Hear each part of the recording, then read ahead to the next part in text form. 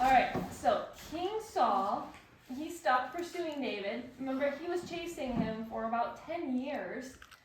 And finally, he said, okay, I'm going to stop. I'm sorry, David, that I've sinned against you. I'm going to stop pursuing you for your life. And I'm going to let you go. So he stopped pursuing David, and he went to war with the Philistines. Now, if you guys remember, the Philistines have been a long-time enemy to the Israelites.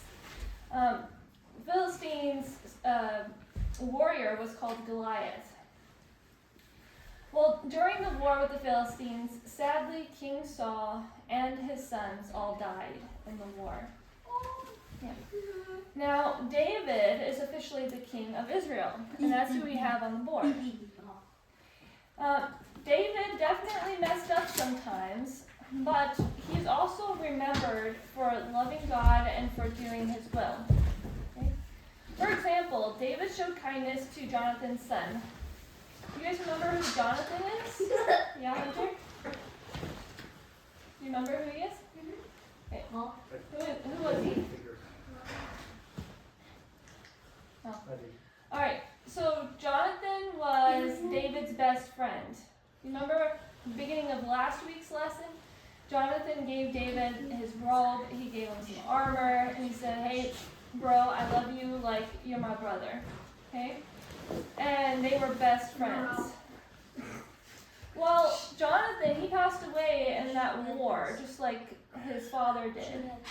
But Jonathan had a son, and his name was Mephibosheth. Okay? Now, this is what King David said. He asked, is there no one still alive from the house of Saul to whom I can show God's kindness? And Ziba answered the king, there is still a son of Jonathan. He is lame in both feet. All right, so what does lame in both feet mean? It means that he's crippled.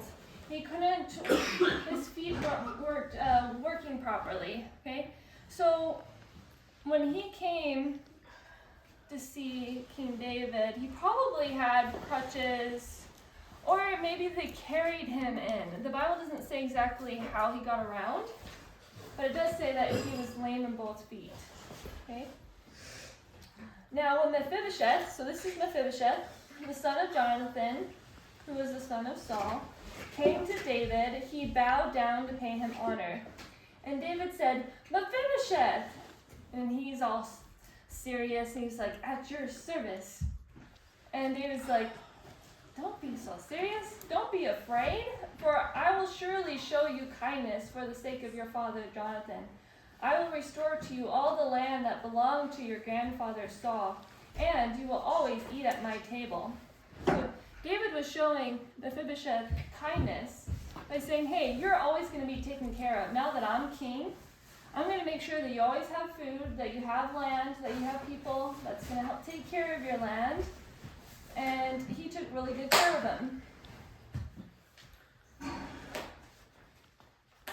Okay. Now, King David.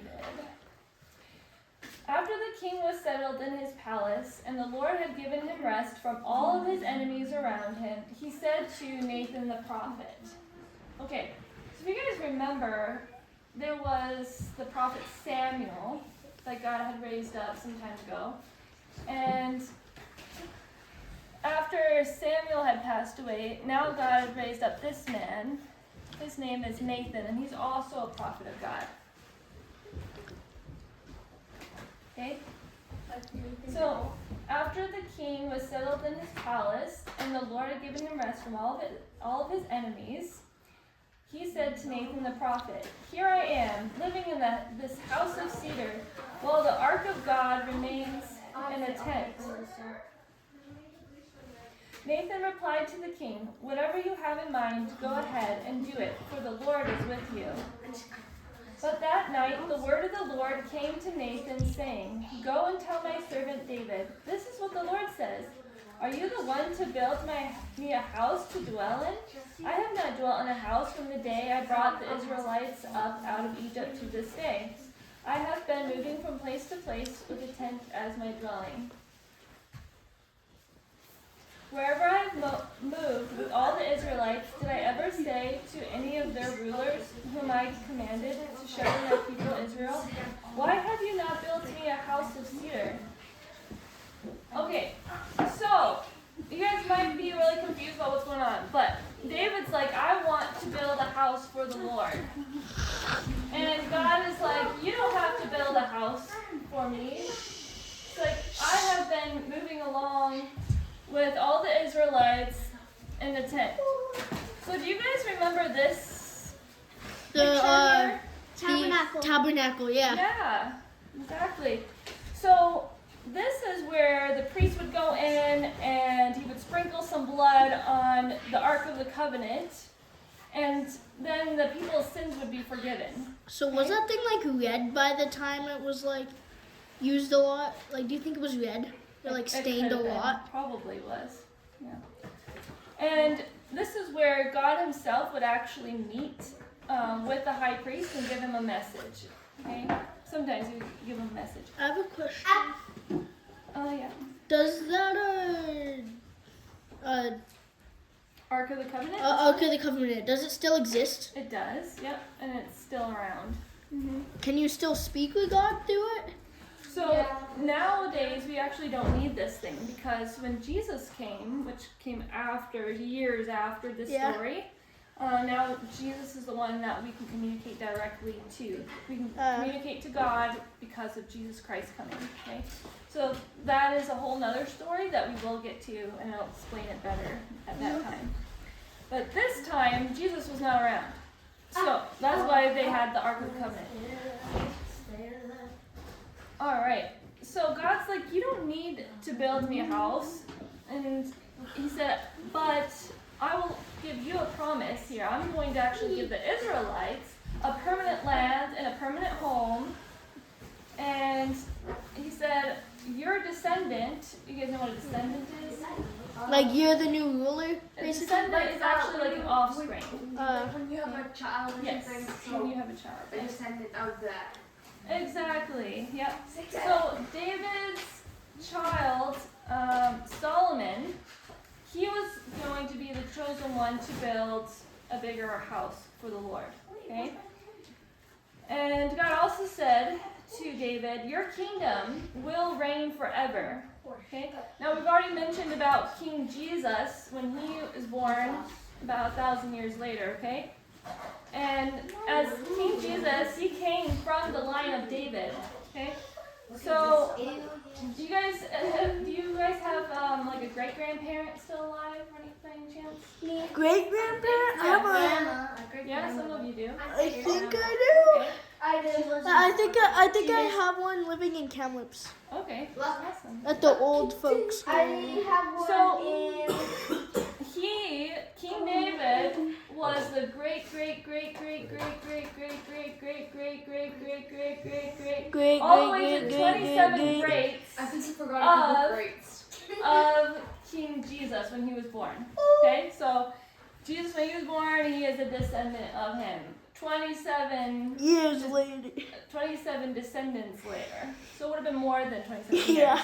Yeah. Imagine every event that happened was all in 27 years. Yeah, that'd be crazy.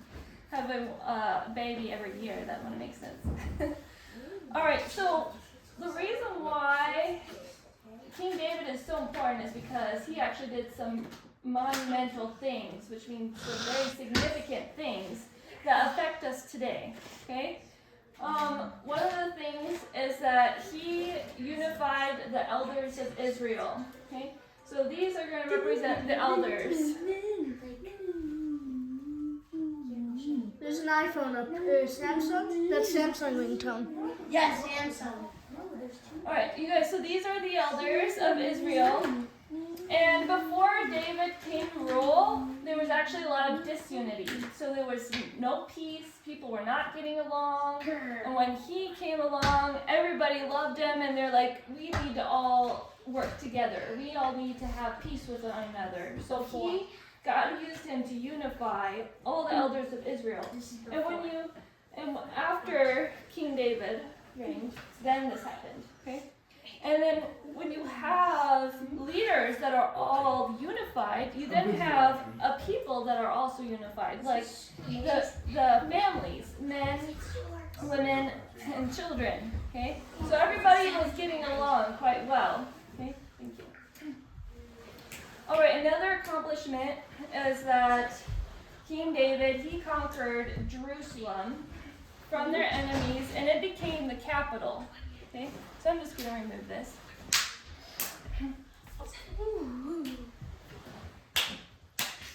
So this is representing Jerusalem. Okay, so this is a city that now became the capital of Israel.